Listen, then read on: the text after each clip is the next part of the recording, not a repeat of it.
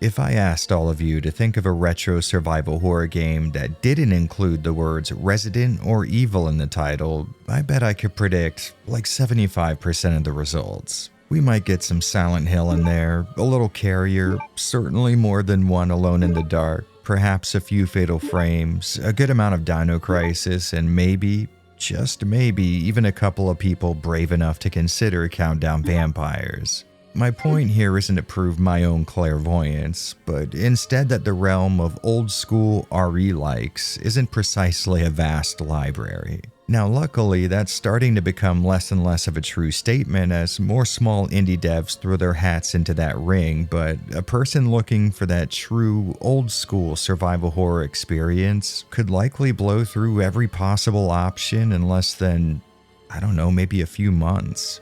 However, with such a limited library, I'm almost always blown away at how infrequently I hear people mention the aptly titled Obscure, the result of feeding a generative AI these 4 images and telling it to make a video game.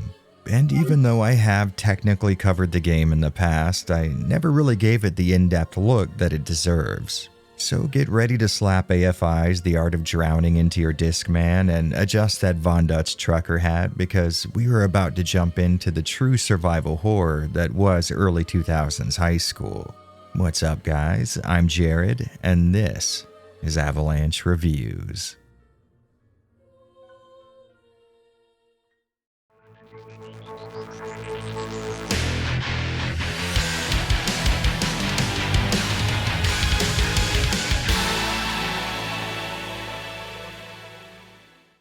Kenny, you were supposed to call. Did you forget about our date?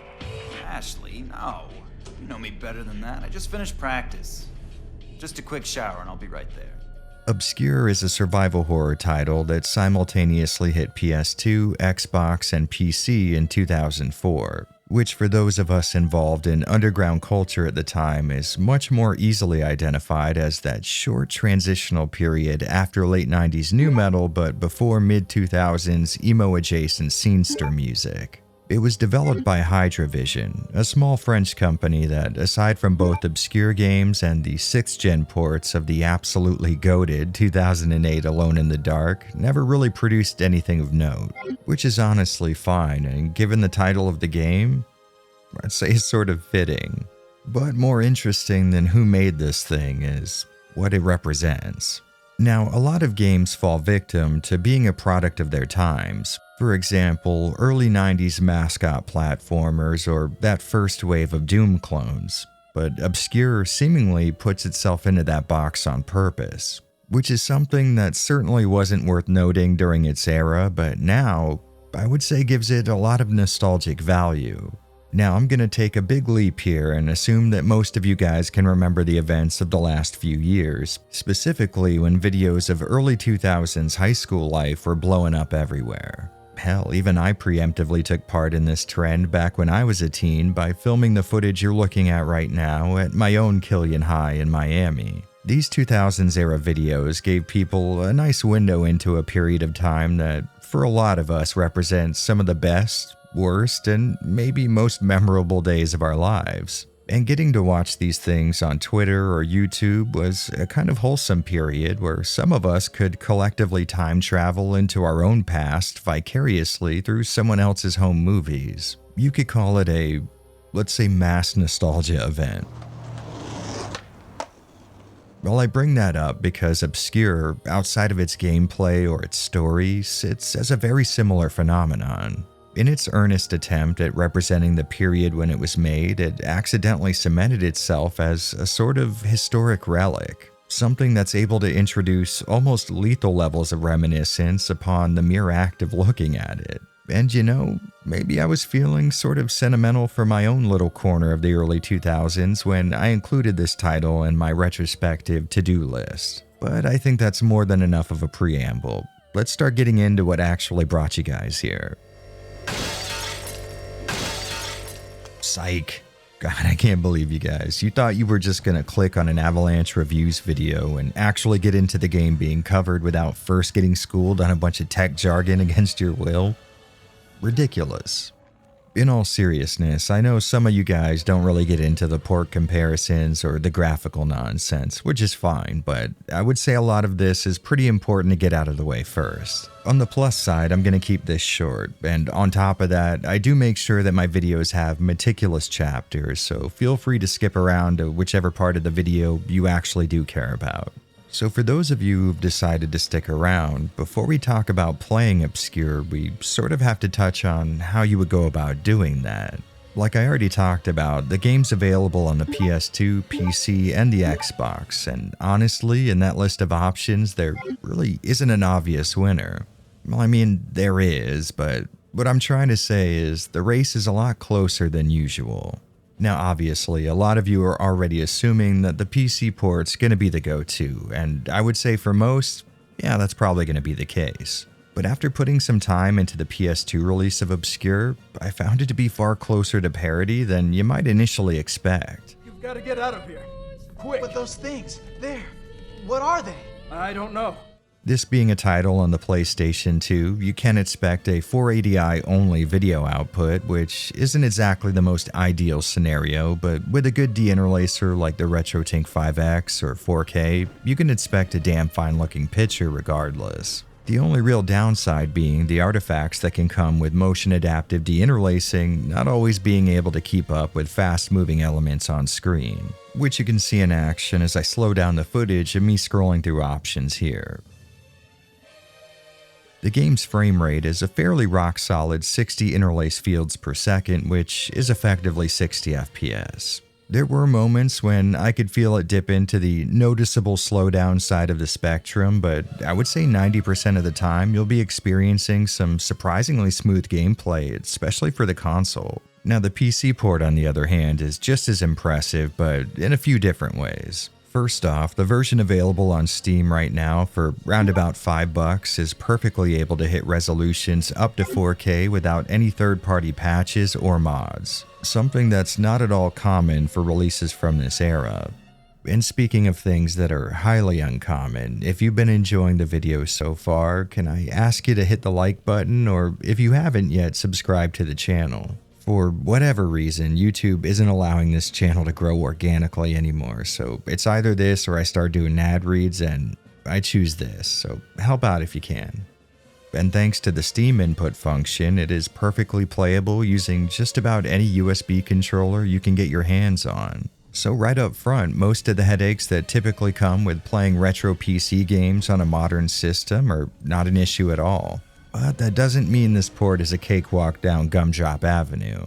Since so much of the game logic and physics are tied to its internal frame rate, anyone running this on a machine faster than, say, a modern alarm clock is going to need to go into their GPU's control panel and limit it to 60 FPS. And it really doesn't matter if you're already playing this on a 60Hz monitor, because it's about how fast the game's being rendered internally. On top of that, you are limited to a 4:3 aspect ratio, which for some is a bit of an annoyance.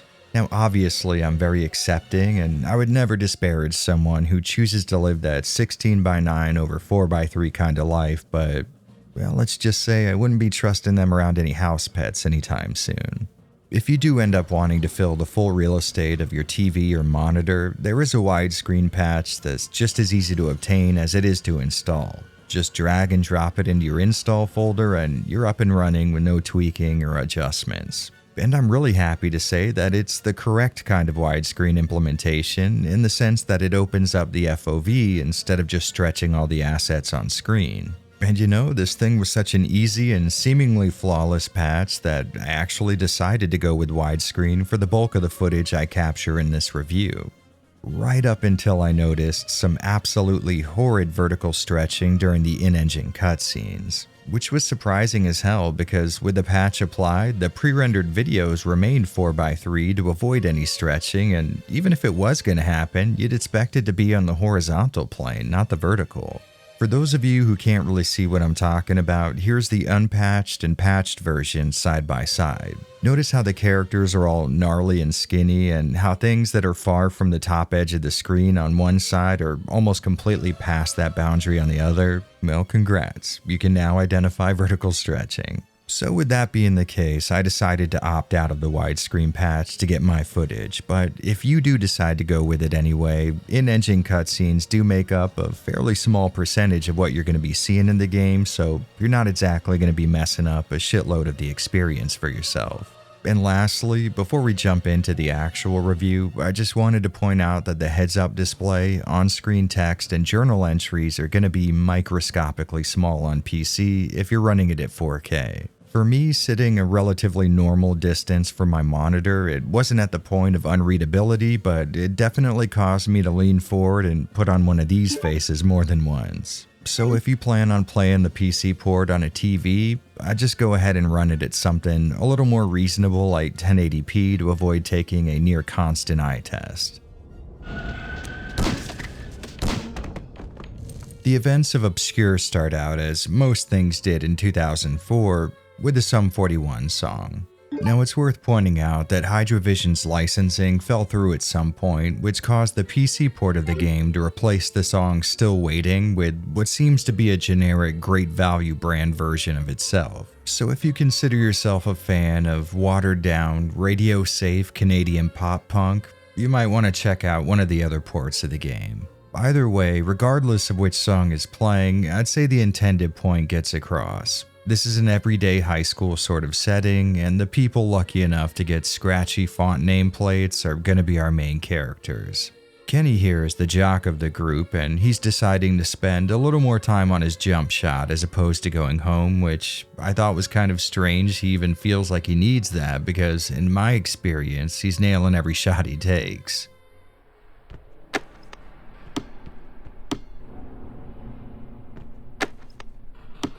After he gets his practice in though, spiky hair McSleeveless heads into the locker room where he gets a call from his cheerleader girlfriend Ashley, who I'm just now realizing didn't get her own title card in the intro. What the hell, Hydrovision? This is like the best character to play as. Anyway, Ashley wants to remind him that they've got a date tonight, but as Kenny gets off the phone, he finds that his bag and belongings have been snatched. Following the sounds of the thief, Kenny gets led into a part of the school he's never seen before, and as he descends into the cellar, he comes across, the usual stuff you'd find in a school. Flashlights, some tape, a firearm, all pretty standard fare. To be totally honest, I am sincerely hoping that this video lands in one of the rare 2-week periods where America doesn't have one of those, how do I say this without YouTube completely destroying me?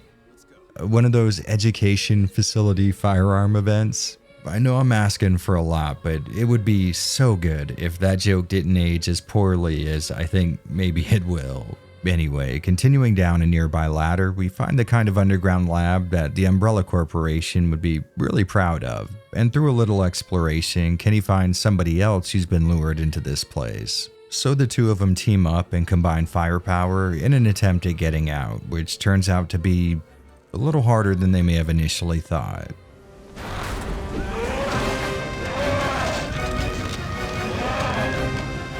Yeah, during the escape attempt, our bald friend gets some radical weight loss surgery, and just as it looks like Kenny's about to make it out on his own, someone closes the latch above the ladder.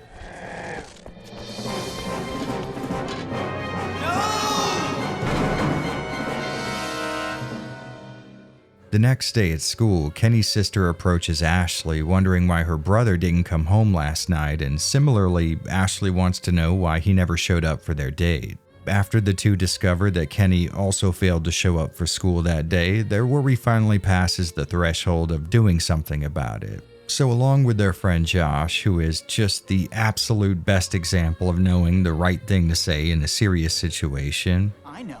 Aliens beamed him up to their ship, did some experiments on him, and finally killed him. they decide to wait till everyone's left the school and search the place for him. And even though you may not be aware of it at the time, right here on this first screen, you've been introduced to one of Obscure's more noteworthy mechanics. At any point, you can decide who you want to play as, and similarly, who you want backing you up. And of course, each Leaf More High alumni has their own stats, but more importantly, a special skill that can really come in handy depending on the situation you're in. I think Ashley's my favorite because her aptitude is all about combat. If you hit the special button while she's swinging a melee weapon around, you'll get a 2-hit combo, and with a gun she'll fire 2 shots much faster than you could otherwise. Josh will tell you if there's any items in the current room that could be picked up. Shannon's able to give the player hints on where they might need to go next or how to solve puzzles. Kenny can sprint extra fast, and Stan can pick locks faster than anyone else. Which may sound like a relatively niche skill, but I assure you it comes in handy more often than you might think. To me though, one of the coolest aspects of this 5-character roster is the idea that you can still beat the game if one of them dies. In fact, as long as just one student makes it through the events of the story, you can fully complete it. Now, I say that's interesting, which it is, but for me that's mostly in theory, because by the time I get used to a team up, the absolute last thing that I want to do is be forced to use some other pair. So almost every single time I get to a point where I lose a character, I just load my last save point. I really never take advantage of this mechanic. And yeah, sure, that's something that may negate one of the game's main selling points, but I am, after all, a creature of habit, and I'll be damned if any PS2 game is going to put a stop to that.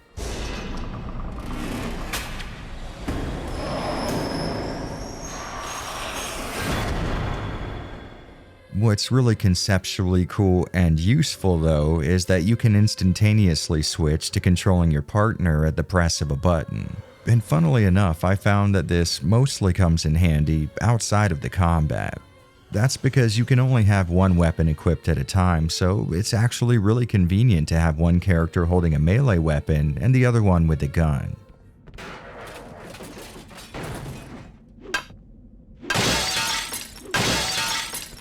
Your partner isn't going to be overly aggressive in combat, so you could definitely conserve ammo by going close quarters on your own and getting the odd blast of cover fire from your partner. But either way you choose to do it, it's really nice being able to take control over the other person depending on the situation and taking care of the specific business at hand. Using the D-pad, you can give your partner orders to help you out, stay where they are, or follow you, and the down direction switches their weapons, which is a control scheme I think way outperforms a similar implementation in Resident Evil 0 on the GameCube. I'll be totally honest, you're very rarely going to need to give your partner orders. Hell, I didn't even tell them to stay put until the very last boss fight in the game, where a full screen one-hit kill made it nearly impossible to keep both of us alive. So I just told them to wait in the previous room and I took care of it myself. Getting back to the events at hand though, our Scooby Squad proceeds to search the school for any sort of clue as to Kenny's whereabouts, but as they do, they find the situation getting more and more creepy. Or at least more creepy than the baseline scariness of being locked in a school as the sun is starting to set. What's going on here? I don't want to know. Some areas of Leafmore are pulsating with a kind of organic growth that permeates in the darkness, and as they walk the halls, the faint sounds of screaming can be heard off in the distance, along with these really strange tremors. Since most of the school is locked up for the day, our crew has to get a little creative with how they gain access to more rooms, which means finding a screwdriver and using some air vents to get into the faculty room. Here they come across a seemingly insignificant work order that shows the school is being built around 1902, and a key that gives them access to a room on the 3rd floor that, personally speaking, I wouldn't be so gung-ho about getting into.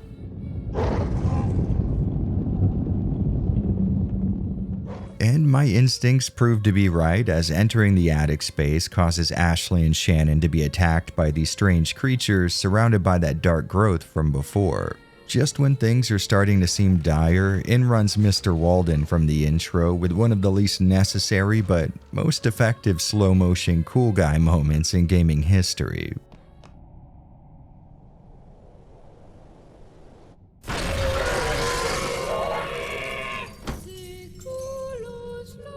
Afterwards, the teacher warns the group to get out of the school. He says he doesn't know what these things are, but he's intent on informing the cops about what's going on here, despite suffering from some kind of an injury himself. But when he hears that we aren't leaving without Kenny, he points us in the direction of the principal to help and opens up some previously inaccessible parts of the school. Before we head down that path though, I think we should probably take a moment to talk about how well the previous cutscene sets up another one of Obscure's main mechanical elements.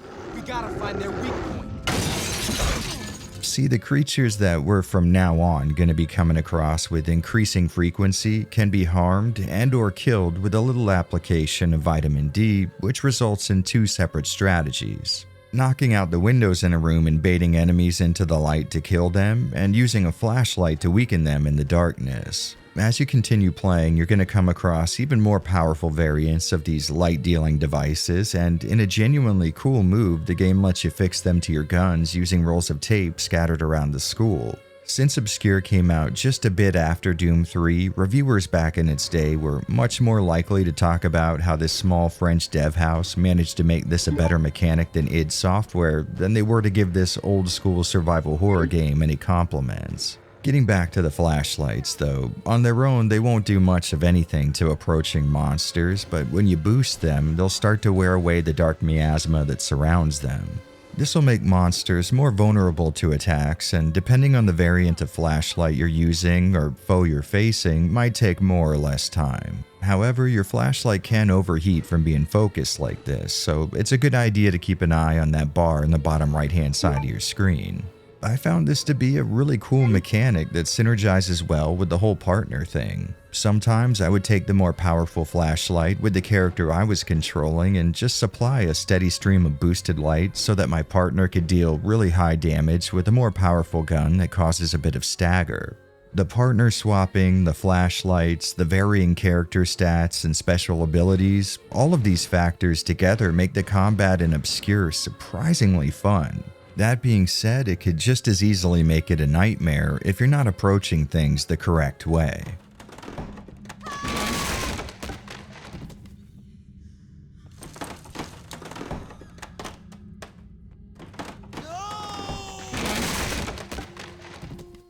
If you decide to rush in and not make good use of your backup, it's really easy to take a large chunk of damage in combat without ever realizing it.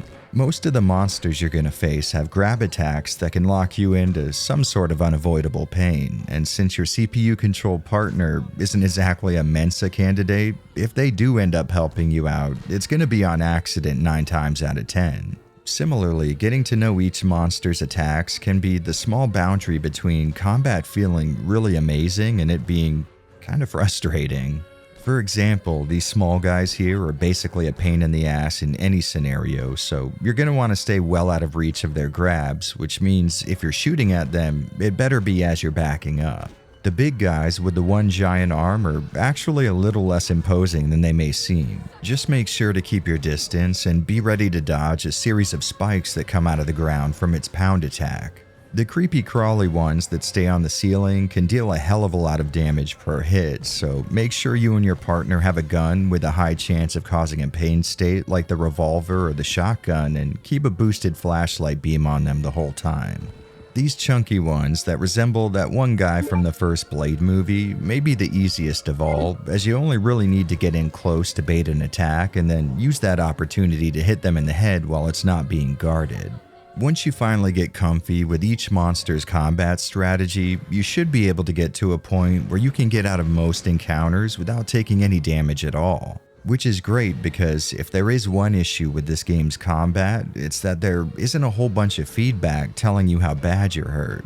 There are animations that are going to show you your health level, but they only trigger when you're close to death, and like I said before, it's really easy for your character to take a few hits without you really noticing. To be totally honest, I'm not sure if it's an animation thing or just a natural consequence of how chaotic fights can be, but Obscure makes it pretty easy to get hurt without really grasping how bad off you are. My previous comments about getting out of most encounters without damage may make the game sound easy, but I can assure you there is a learning curve to all of this. When you do get to that point, it'll be after struggling for a good long while, and even then, it's not really hard to play this game in a way that makes it way tougher than it needs to be. For example, at the start of the game, healing items are fairly limited, and there's a bit of a lull in their placement that makes the second quarter a little tight on resources, so don't go in expecting no challenge at all. I mean, this is at the end of the day a classic survival horror game, so you are going to have to fight an uphill battle before you earn the privilege of being able to beat ass on a planetary scale, which I would say makes the struggle of getting there all the more worth it. Once our group of acne-riddled heroes makes it out into the school's courtyard, Ashley finds that her cell phone isn't getting any reception, and the school paper guy Josh runs out of battery for his camera. Two issues that, without spoiling anything, never really get explained in the game, which leads me to believe that they're just horror movie logic at work. What are we gonna do now? We don't have any choice. We've gotta warn Friedman. Now that we've got ourselves a nice centrally located rally point, though, we push forward into the rest of the school's buildings and come across Stan. Hacker, stoner, and voice behind easily one of the greatest lines in video game. Scratch that, just media history in general. I mean, people are always gonna meme on, "What is a man?" And of course, Jill sandwich. But in my heart, there's only one game quote that is ever gonna matter. You didn't notice anything bizarre? Yeah, everything I see up in this piece is whack.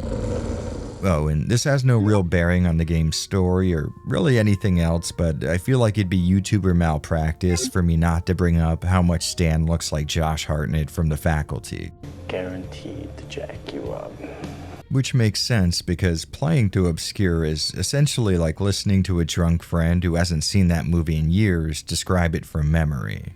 Once we tell Stan that we're looking for his friend and fellow sports ball liker Kenny, he decides to join the effort, which means I essentially have no choice in the matter. I have to keep him in my party for the next few hours. Because it's either a look-alike of one of the hottest guys to ever exist for a good chunk of the 2000s or Josh.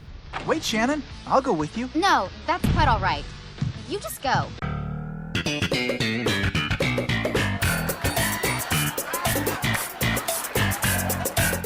Not exactly a hard choice to make. On top of the aesthetic reasons, though, Stan picks locks way faster than anyone else, and at this point in the game, engaging in that mechanic is almost guaranteed to spawn a few monsters. With him in the rotation, most of the time these things don't even have a chance to get close enough to get an attack off, which really helps keep healing item usage to a minimum. So with Stan in tow, we head off to explore more of the school with the end goal of getting to Principal Friedman's office. And I think this is probably a good spot to talk about obscure survival horror puzzle solving. A solid majority of what you're going to run into here falls into what I would call the boilerplate variety. Stuff like move a book to find a screwdriver and then use that screwdriver to open a vent. Maybe grab some acid and get it to a locked chain before it eats through the cup that's holding it, or get a hold of a bolt cutter to gain access to these bike locks that have been put on certain doors. Nowhere near what I would call bad progress hurdles, but not exactly the kind of brain-wrinkling stuff you may be expecting from the genre. It's mostly just find X item to use on Y object type of encounters here, which I would say is totally fine. I mean, plenty of survival horror titles almost solely rely on these, and they do a great job of it. Hell, I would say Obscure is one of those titles. That being said, though, there are a few of the more traditional puzzles that you might be more likely to expect. The kind that'll have you reading documents or paying close attention to the environment for clues to crack open things like safes or get into electronic keypads. And the combination of these two puzzle types felt honestly great to me. A little on the easy side maybe, but still satisfying enough that you get a little response from that small part of your gamer brain dedicated to feeling good about figuring things out for yourself. The only exception to that being this map puzzle right here that you come across relatively early on. It is frustrating as hell. Not because it's complicated. I mean, you come across a similar looking map that flat out gives you the answer in a room on the same floor. But it's inputting that answer where the real issue lies. Now, if you're looking at your screen, you may have already guessed that you're going to need to line up the indicators with the corresponding longitude and latitude. Only that is far easier said than done. Now, your first instinct may be to have them point at the right location. So, for example, the one here at the left might need to point at 20 and the one on the right 330. Well, you can go ahead and scrub that idea from your head because it doesn't work. So you're really only left with the other option, using the pointers to line up with the vertical and horizontal lines leading to each position. And I got a big surprise for you. That doesn't work either. Now, I would wager half of the people playing this part for the first time would probably spend a disproportionate amount of effort trying to understand the logic here, second-guessing themselves at every turn until they eventually relent and just look it up. and the other half will likely stumble onto the answer accidentally while making random movements and never really know what triggered the solution.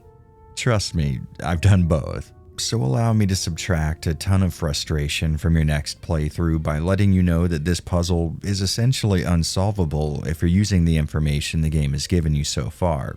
And strap in here because we are about to get real damn specific with this one. Now let's talk about puzzle. Can we talk about puzzle? Please, Mac, I'm dying to talk about puzzle with you all day, okay? And to start, we're going to need to see what the game counts as a solution first. Alright, so let's rewind that to the frame displaying the correct positions for both indicators to see how they line up.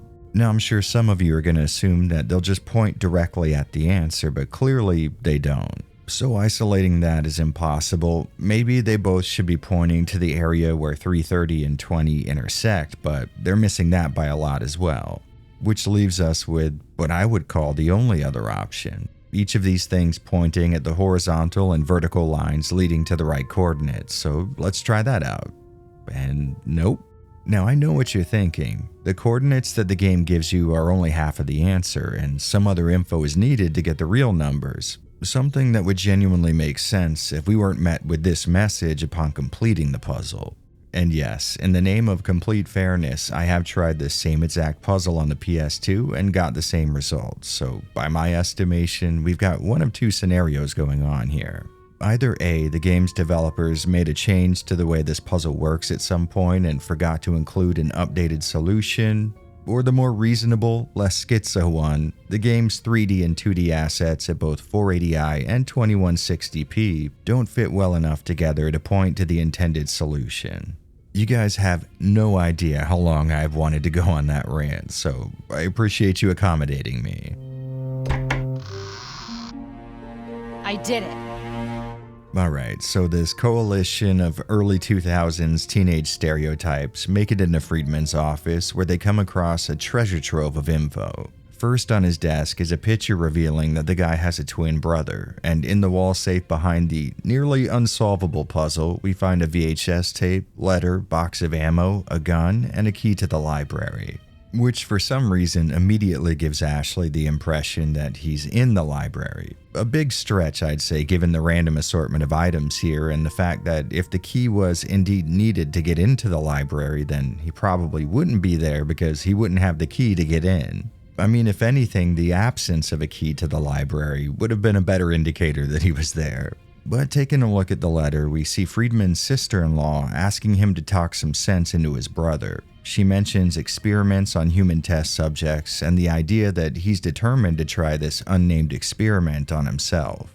Under the already provably shaky assumption that the principal would be in the library, we head over there to check out the scene where the group runs into what appears to be another bald student test subject who starts to transform right in front of them.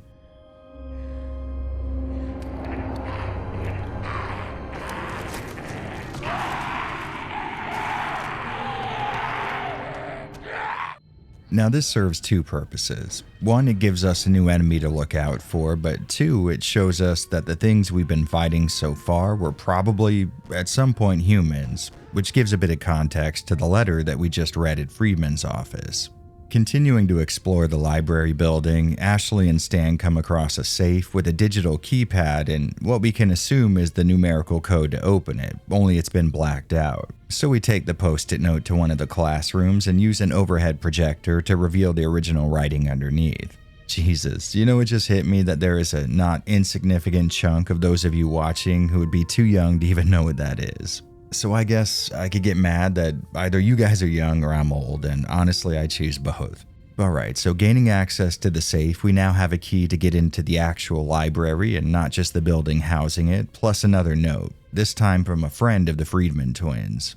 He mentions a conference that they held in which they announced that they may be onto something that could offer a person some form of eternal life. The guy writing the note seems to think that their theories have merit, but the scientific community as a whole are going to shun everything they're doing based on the necessity for human testing. So he advises them to move the operation to a more safe, read secret location. You know, somewhere no one would reasonably expect human experiments to be going on, like a sunny park, a coffee shop, or, I don't know, a school for example. Now armed with a key to the place where we're most likely to find the principal, based on, may I remind you again, very faulty logic, we barge in, and this is where I learned something really interesting about the PC port of this game. Why are you still here? Why aren't you Always at home? full of those things, and this time it's not my fault. You're Yeah, on the school all ground. over the place. If I were you, I'd do something fast. Kenny's... The ensuing cutscene here kept giving me these wacky-ass audio problems where the spoken lines would play over top of each other and wouldn't sync up with the animations. After doing a bit of research into a possible fix, I found out good news. There isn't one. Apparently, this port just sometimes does this, but it's more likely to happen if anyone other than Josh or Ashley are the ones who you're controlling when you trigger the cutscene. Now, luckily, I have a vague memory of when all of these scenes take place, so I can switch beforehand, but if you don't, just to be safe, I'd stick with only using one of those two characters as your main. Alright, so now that we can actually understand what's happening, Ashley tells Friedman that Kenny's missing and that there are monsters roaming around the school. And tellingly, he's not really surprised at the existence of mutated abominations running around, only that they're actually on school grounds. So he ends the conversation by telling us to go to the janitor, I'm assuming so that he can let us out of the school. Heading back to the courtyard, we find that the sun is set, which means one of our biggest weapons against these monsters is now off the table. On top of that, the strange tremors that have been present since nearly the beginning have become much stronger now, which is causing structurally unsound parts of the school to collapse. But hey, that's someone else's problem because we're off to see the janitor. Freaky little bastards are not getting out of here that easy. Come here.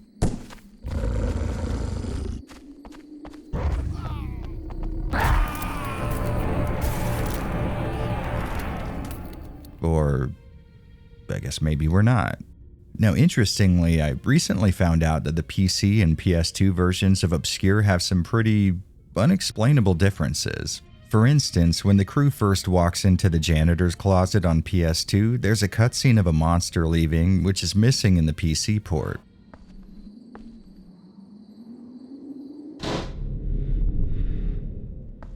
Hey.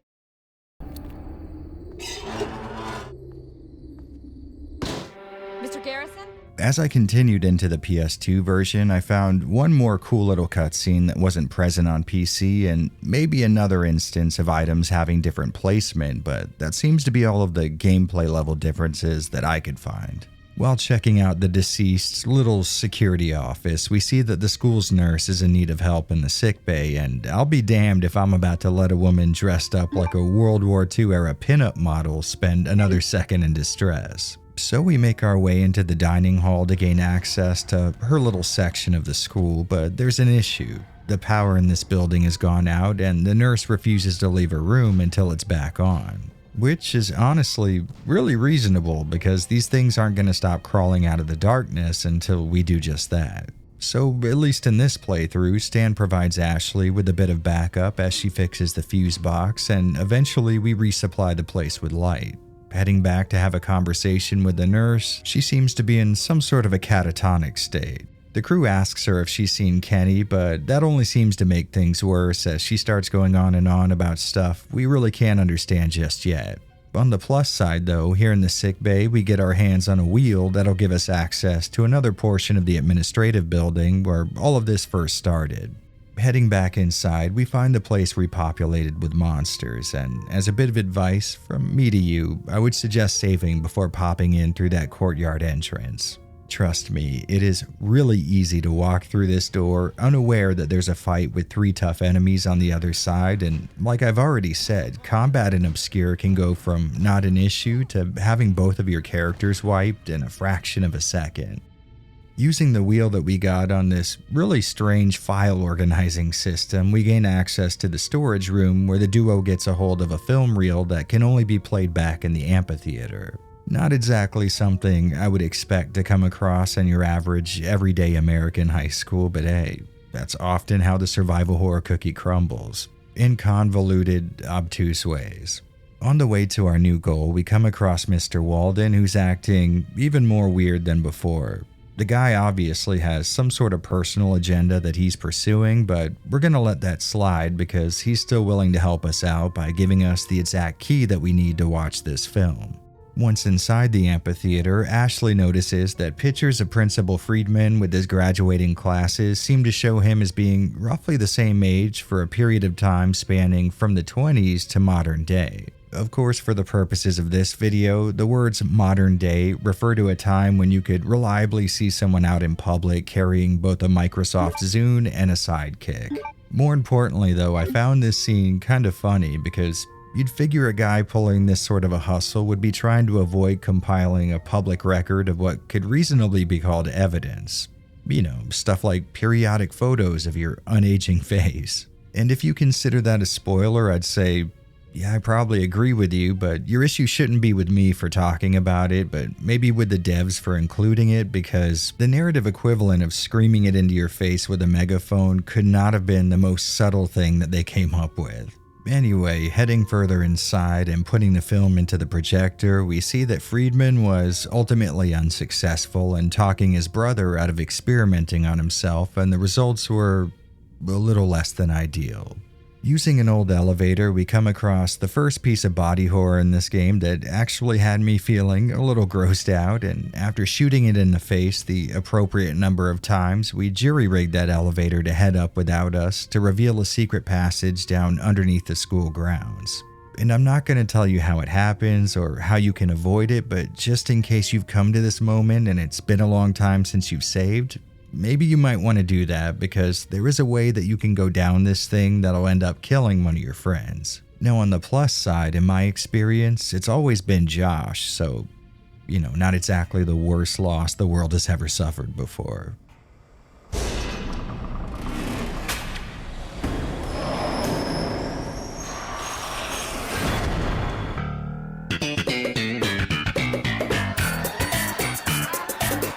Once the team gets down into the depths, they find a few items that are worth noting. A shotgun, students that have been turned but haven't been mutated, which makes me feel pretty bad about using the previously mentioned shotgun on them, the same enemy type that got the jump on Kenny in the intro's events, and a note from one of Friedman's victims that says he's put together all the info one would need to expose the guy. All we have to do is just retrieve it out of a safe in the school's dormitory. But before we head off on that little adventure, I'm gonna go ahead and bring up the old spoiler warning. I mean, no, this isn't the most winding or deep story you will have ever come across, and yes, this is a very old game, but if you are planning on trying Obscure out for yourself, just skip past the chapter mark spoilers to make sure you don't rob yourself of any late game revelations, even though I would imagine most of you have already figured all of them out by now. Since the entrance to the underground area is a little smashed to shit at the moment, getting to the dormitory is going to require a little more exploration. And lucky for us, this is a survival horror game, which means that's what we're all here for anyways. As the crew works through a few puzzles and a lot of escaped experiments, they come across the eponymous Kenny, which actually was a surprise for me the first time I played this, because I was pretty damn sure they were going to reveal to everyone that he'd been dead the entire time. The meeting is, however, cut short as someone throws in a canister of what I think says nerve gas on it, so the fact that these kids survived inhaling it is actually pretty wild. But when they all come to, this mystery person, who hopefully we all know is Friedman, we all know that, right? Anyways, he's made the same mistake that every cartoon villain does by locking up our main characters within reach of a pole that's just long enough to reach the release switch on all of their cells. The only thing this scene is missing is some overweight sleeping deputy whose keys we need to lift off of his belt, and I would genuinely believe this was a purposeful meme. It's not all good news though, because Kenny says that while everyone was out cold, Friedman injected them with whatever's causing all of this, and if they get hit by sunlight, the infection's going to be complete. Meaning, as soon as that morning sun rises, this crew is going to turn into the same creatures that they've been mercilessly shooting to death. On the plus side though, Kenny is available as a playable character now, and since him and Ashley are already an item, I figured I would close the game out with them finally getting to go out on that date. Using the bolt cutters they found in the underground lab, the sports star and the head cheerleader basically have free reign of the entire school, and the first stop now that they're back above ground is to check in on the nurse, who isn't in the best condition but immediately knows that they're all infected, which confirms she is indeed involved in all of this, or I guess she was involved after this cutscene. Every dark cloud has a silver lining though, and as such, she mentions that there's an antidote. It's in the basement lab that we just escaped from, but it's only accessible via the entrance that Kenny passed through in the intro. Sadly, she does succumb to her wounds after spilling the beans, which I'm gonna admit would be a lot easier to take seriously if like 4 inches of Ashley's butt floss wasn't in full view the entire time. Well, now with 1 NPC down and 2 more to go, we get started exploring the long-abandoned dormitory where the safe holding all the answers is supposed to be, and this really makes for a fitting setting for this type of game. I mean, all kinds of years-old damage and neglect leading to an environment that's filled with threats of both the physical and structural variety. I really kind of wish the entire game would have been set here. After obeying our testosterone-driven urges, we knock down a wall and come across a letter from some sort of scientific ethics board that lets Friedman know that him and his brother's eternal life nonsense is way too dangerous to mess with. The fact that it might produce contagious monsters probably ranking in the top 5 reasons for them coming to that conclusion. And in that same room is the safe that we've been looking for. Now, the group hasn't come across its combination yet, but I would say there's a right time and place for survival horror puzzle solving, and now is probably more of a drop the safe from the 3rd story and let it bust open sort of situation. Inside of the safe is the collected investigations of a guy named Alan, a student at Leafmore who's been looking into the strange disappearances tied to the school since 1969. Nope. Not even gonna make one joke. So Alan found out that Principal Friedman and his brother, who I guess could also be called Principal Friedman, were both born in the 1800s. So it looks like their eternal life experiments worked, not only on them, but on the nurse as well. Now we already know that Leonard, the Friedman that we haven't met yet, was supposed to have died in a plane crash in 1921, but we also know that he was experimenting on himself around the same time, so if I were a betting man, I would say there's a connection there. And finally, we get something approximating an origin story as Alan uncovers that the twins were part of an expedition to Africa with the goal of finding undiscovered medical plants, which they did, specifically something called mortophilia. Since finding the plant, they've been on a mission to inject this stuff into anything with a pulse, but in the process, they discover that if the subject is exposed to sun for a prolonged period, they begin to mutate. And the rest of this little report is a guide on how to get to the game's brand new MacGuffin. The working idea is that we're going to need 4 statues to place on 4 pedestals in order to open a door that should lead to the antidote, which, like you might imagine, sets us off on a scavenger hunt / backtracking adventure around the school. After grabbing the 2nd statue in Friedman's office, the crew once again runs into Mr. Walden, who gets a little overly excited at the possibility of an antidote. Ashley shares the plan of opening the big door and shows him the map of the underground that Alan drew up, but just then Walden starts puking up some black fluid and runs off with the map. I found a map with a basement. A map? It's a... You're going...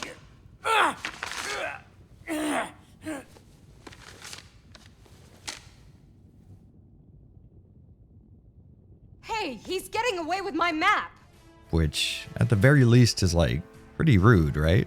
But I guess we'll cross that bridge when we get to it, because there's still a few statues and a keypad code to collect before we can even access that part of the lab anyway. Which in the name of brevity will skip and jump straight into the group gaining access to Friedman's house and the lab entrance that Kenny was lured into during the intro. Because our map of this winding labyrinth got snatched by Mr. Walden, we're basically operating blind down here. But with a bit of persistence, Ashley and Kenny do manage to find the oddly designed machine that requires 4 statues to be in place before a massive bulkhead door can be opened. And before heading through those doors, we're treated to a bit of drama where the obviously infected Mr. Walden confronts Friedman looking for the antidote to his condition, but is informed that he's been exposed to the sun for way too long for it to do anything to him anyway. The guy's basically screwed no matter what, but I'll give it to him.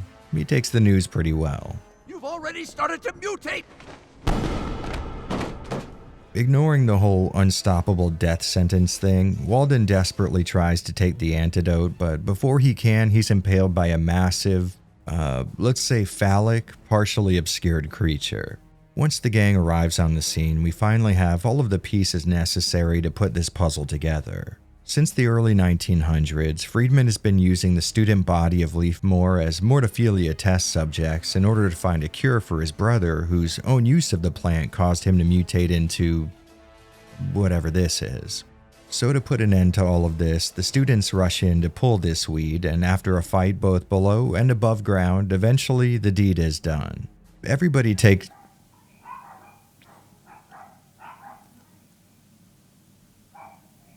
Every single day, that dog gets let out and it barks at everything it sees. It's like these people have no idea I'm over here slaving over a hot mic, talking about video games people can't even remember anymore. I am an artist. I refuse to be treated this way. Right, that's a little better. So everyone takes the antidote and starts making out with each other, which is a happy ending to the adventure.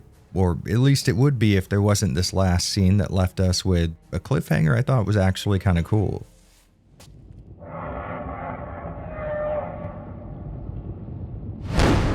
All in all, I'd call Obscure a great little survival horror playthrough. The story isn't my usual cup of tea in the strictest of senses, and there are a sizable handful of really amateur moves in terms of revealing elements of the plot to the player. But it's got all the makings of a sort of competent tale rolled up in a just flat-out great setting for one of these games. I really couldn't think of a better place to do a little backtracking and puzzle solving than a high school. It's a place that most people are going to be uniquely familiar with, and it's the type of layout that, by its very nature, is already complex in structure, which takes a bit of the burden of suspension of disbelief off of the player. Don't get me wrong, moving statues around to release jewels in an art museum turned police precinct is fun, and it makes for great jokes after the fact. But using a classroom's overhead projector to reveal writing on a post-it note feels a little more grounded in reality by comparison.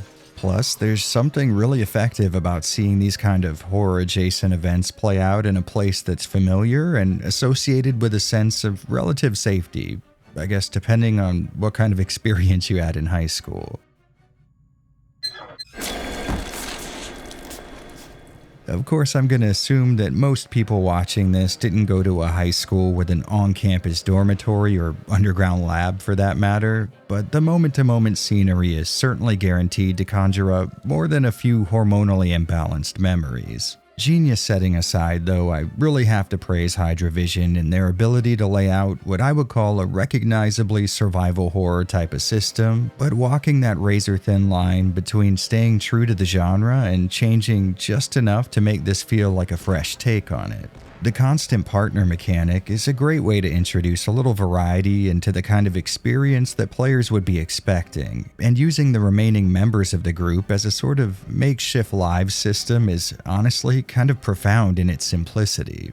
And on top of that, these aren't carbon copies of the same generic video game protag mold. I mean, I guess surface level, yeah, they are, but each member of the team has some sort of ability that can and likely will contribute to your gameplay in some sort of meaningful way. Josh being able to tell you if there are any items left in a room, Shannon's healing, Stan's fast lockpicking, and Ashley's combat prowess, all are genuinely helpful, and depending on how you want to play, there's some really great synergy to be found.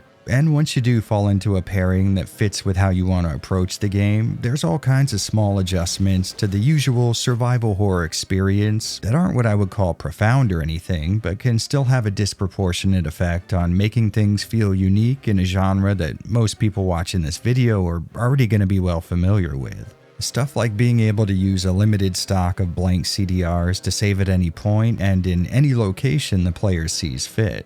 I'd say in spirit this stays well in line with the finite economy of the genre, but adds in the efficiency and convenience of something like a PC game's quick save feature. And similarly, Obscure adds a level of environmental interactivity that should probably be a lot more common. I mean, we've all made jokes about how ridiculous it is for the average survival horror game to use props like knee-high barricades to gate progress for a person who could theoretically hop right over them. Or how many wooden doors need to be opened with a key when the person looking to open it already has a universal skeleton key in the form of a 12-gauge pump-action shotgun. And while you can't exactly expect an experience on par with real life or anything, Obscure gets you a few steps closer to that by letting the player do things like bash open glass windows to unlock doors, or break into vending machines to get at the sweet high fructose corn syrup laden energy drinks inside. It's a small inclusion if I'm being honest, but it has a big effect on letting the player think about things in a less video gamey, more kind of real life way. In terms of sheer mechanical satisfaction, I'll say all the hallmarks of the genre are pretty well represented here. I will say combat can feel slightly loose in the way some physical attacks can lack a bit of feedback, and similarly it's really easy for you to take a whole lot of damage and not really know about it, but as a whole, it's still really fun, especially once you figure out how to synergize with your partner. I mean, after I finally got a handle on how well the two of us could work together, I found that previously challenging encounters were actually relatively worry-free. The difficulty does ramp up as the game starts putting more and more enemies and enemy types in smaller arenas, which was great because just as I was getting a little too comfortable, Obscure would slap me with just a little more than I was used to, forcing me to sit up and disengage the autopilot. All in, the game took me just a bit under 3 hours to complete, which I would say sits around the medium side of the survival horror length spectrum. But thanks to some great pacing, those 3 hours felt perfectly proportional. Because new concepts, enemy types, weapons, and locations were being thrown at me so reliably, the experience sort of flew by. It might sound like a bit of an insult when I put it that way, but I think there's a genuine art in developing a game that ends right about when you want it to. You've essentially gotten to the point where you've seen all it has to offer, and now you want the satisfaction of reaching that climax and conclusion to cap things off. Hey, what the? Where's my bag?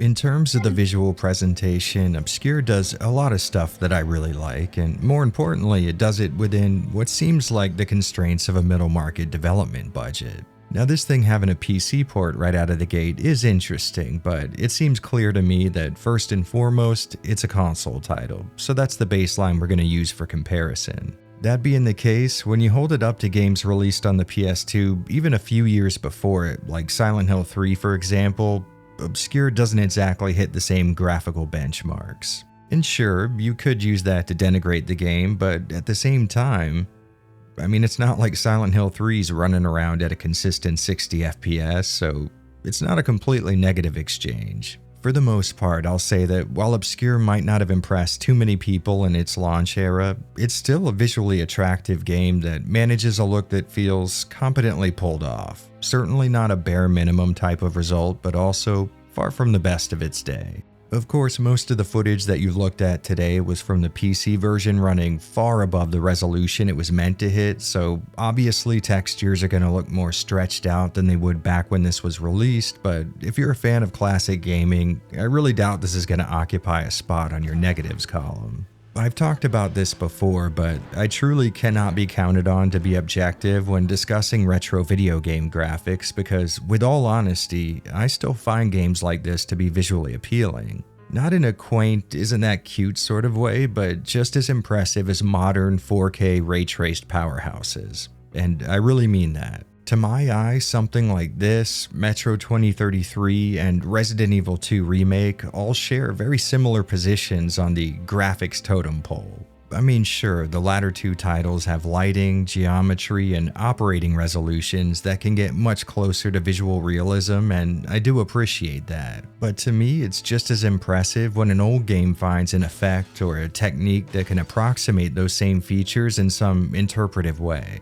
So when I say something like, Obscure looks great no matter what platform you play it on, at least you have some sort of a background as to how I arrived at that conclusion.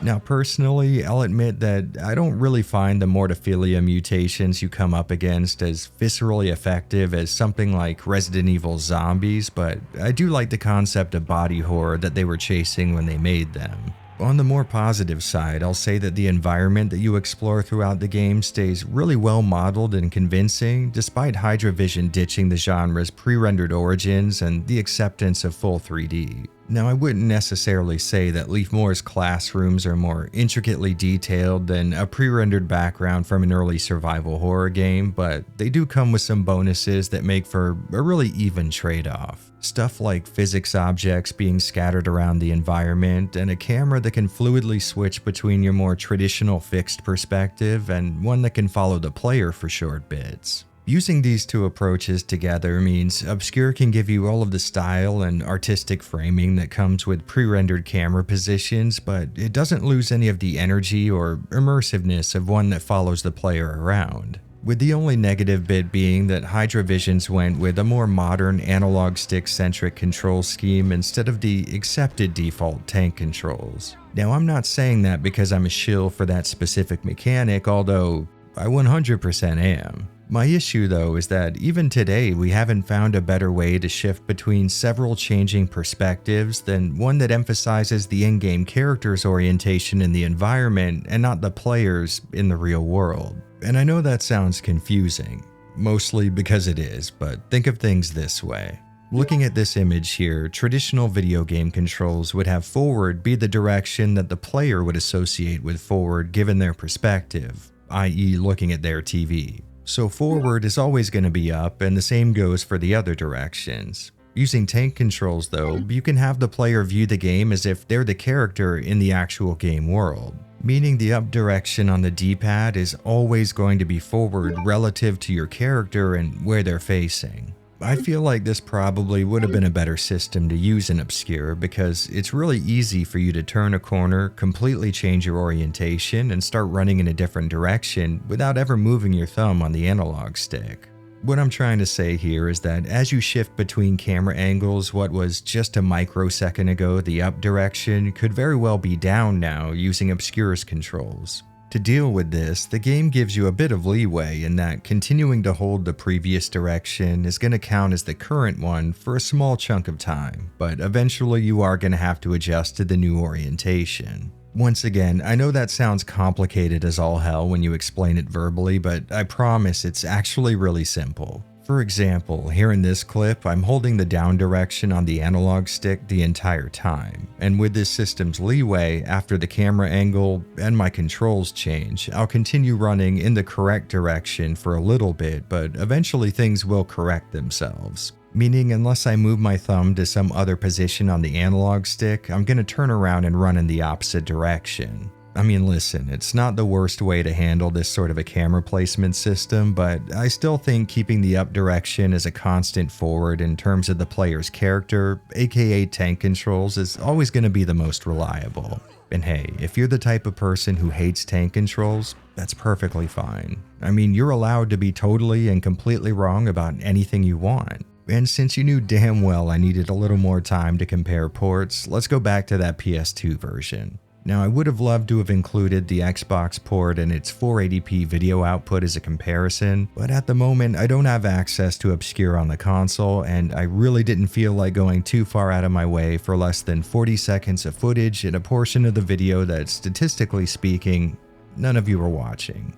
That being said, the PS2 release of the game and its 480i image is, like I said at the start of the video, nearly on par with what you get on PC. I mean, obviously, the resolution difference is going to be evident to even the most graphically blind person in the audience, but since the game's textures don't exactly render too high above 480 vertical lines anyways, it's not the vast discrepancy you might expect. On the plus side, the PS2's 2D assets like text and the heads-up display are rendered at a size that's actually meant for the human eye, which makes things a lot more readable at a glance. Which feels like the biggest ease of use change imaginable after trying to read documents on the PC where text is roughly the size of 6 atoms side by side. Oh, and for the very small amount of you wondering, I did try to boot the game in 480p using GSM, but no matter what settings I used, I could never get the start screen to show up, so don't go into this one expecting to force it into progressive scan. Out of everything though, I was most impressed by the game's relatively stable frame rate. The PS2 was an amazing piece of hardware in its day, but outside of early releases that used dev kits which required a locked 60 fields per second for certain aspects of the console to work correctly, a rock-solid frame rate was not its most notable feature. Here with Obscure though, you can expect a nearly flawless experience in terms of smoothness. There certainly were dips below 60 when I cranked up the sensitivity in my frame rate analysis software, but they weren't enough for me to personally feel them outside of very specific scenarios. The most common problem areas tend to be big open sections of the game like the courtyard here, but on the plus side, like 85% of Obscure takes place in relatively tight environments, so this isn't something that you can expect to happen a lot.